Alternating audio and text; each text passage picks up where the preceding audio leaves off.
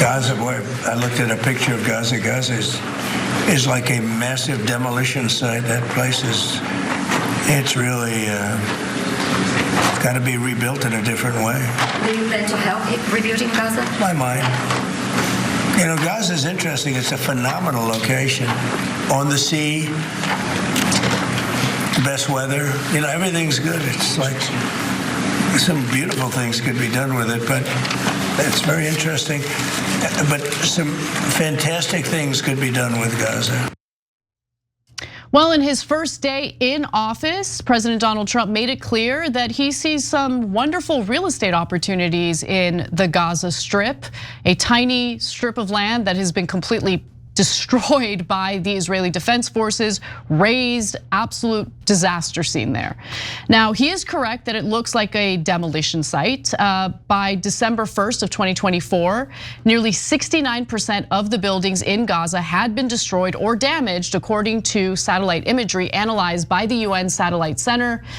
That amounts to 170,812 buildings. Jared Kushner, his son-in-law, and what he said about the situation last April, kind of showing you that this is kind of the thinking when it comes to the Trump family on what to do next when it comes to rebuilding in the Gaza Strip. Take a look. Gaza's waterfront property. It could be very valuable to if people would focus on kind of building up, livelihoods. So I think that it's a little bit of an unfortunate situation there. But I think from Israel's perspective, I would do my best to move the people out and then clean it up. I think proactively recognizing a Palestinian state would essentially be rewarding an act of terror. So Kushner doesn't want to recognize a Palestinian state. You have these comments about real estate and building, like a good building opportunity for business interests in the Gaza Strip. I am concerned about what type of promises Donald Trump made to Benjamin Netanyahu in order to persuade him to sign the ceasefire deal, because Israel did sign the ceasefire deal. It is incredibly wobbly right now. We'll get into details of that in just a moment, but obviously there was some negotiating and some deals made behind the scenes. And I am worried about the future of the Gaza Strip and the Palestinian people, depending on what those promises were. Yeah, and if you notice, Jared said, you got to move the people out. So that's the part we're worried about. I mean, I don't think that it's an accident that it looks like a demolition zone. So I'm glad the ceasefire happened. I'm glad that it got confirmed by the Israeli government. That's what we've been asking for a long, long time, and thank God for that. I'm glad that the hostages are being returned. I'm glad that the bombing has stopped. Those are all wonderful things. What we're worried about is what's in the future. And so Netanyahu did Trump a huge solid by saying that he's going to do the ceasefire deal now. It makes Trump look like a hero. I told you I'd get a deal, and here we are. On the first day, I already have a deal, right? So Netanyahu doesn't do favors for no reason. He's going to want something in return, right? So he gift wrapped this for Trump. So now remember, supporters of Israel have given Donald Trump hundreds of millions of dollars in campaign donations, let alone what other things they could funnel to him through his now new crypto nonsense and his media company, etc. Now on top of that, Netanyahu gives him this gift of seeming like a peacemaker. He definitely wants something back. Of course, So the question is what and when will he cash in his chips and say, now Donald, let me annex the West Bank or attack Iran and you pay for it, etc. I'm not saying that just to be a doomsayer, and I'm not saying it because I loathe Netanyahu. I'm saying that as honest political analysis of how Netanyahu has conducted his entire career. There is no such thing as doing something for the sake of doing the right thing. He's definitely going to want something huge from the American government in return, and that's what I'm worried about. Well, we're already starting to get some hints on that. So before we celebrate the ceasefire too much, we should proceed with caution, because Donald Trump himself is worried that the ceasefire isn't even going to hold. So let's take a look at that. How confident are you, Mr. President, that you can keep the ceasefire in Gaza and conclude the 3 phases of this deal? I'm not confident. That's not our war, it's their war, but I'm not confident.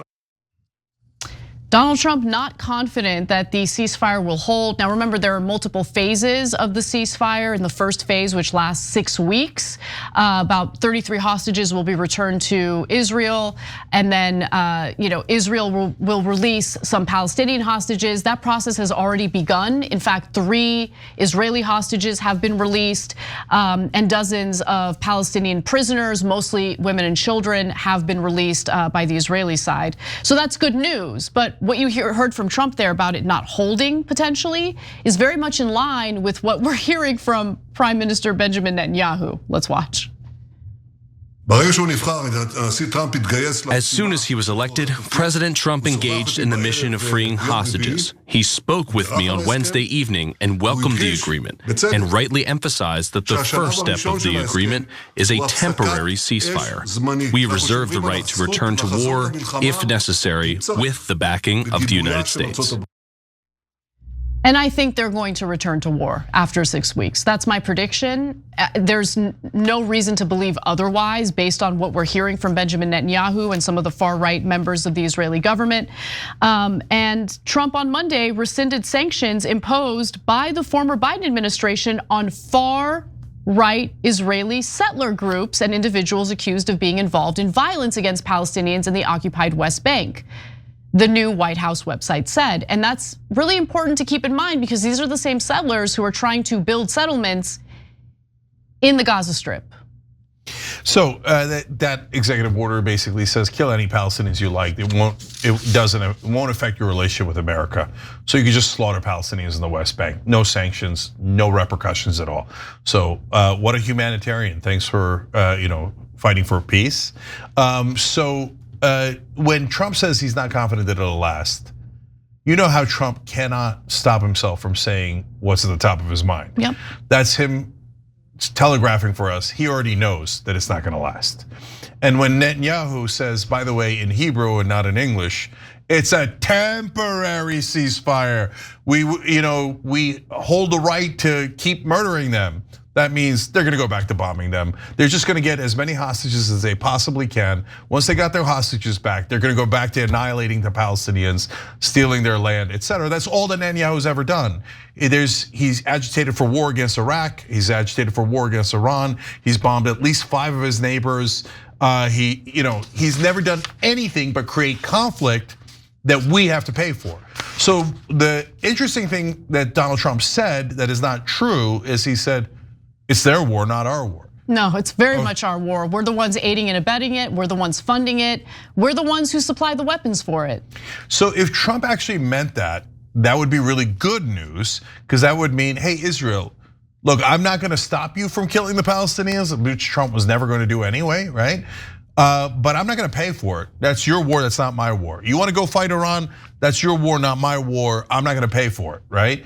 That would be super positive. That'd be going in the right direction for America. But does he mean that? No way. The minute Netanyahu does the next thing, him and Rubio and Stefanik and Huckabee and Hegseth, they'll all come out and be like, no, we don't have any choice. Our beloved special ally that has filled all of our pockets with unbelievable amounts of cash.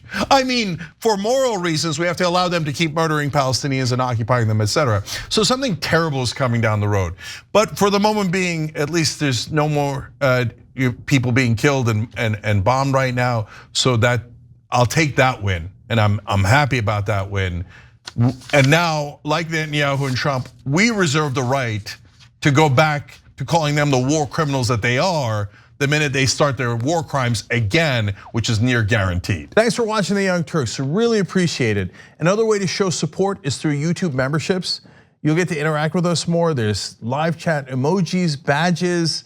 You've got emojis of me, Anna, John, JR. So those are super fun. But you also get playback of our exclusive member-only shows and specials right after they air. So all of that, all you gotta do is click that join button right underneath the video. Thank you.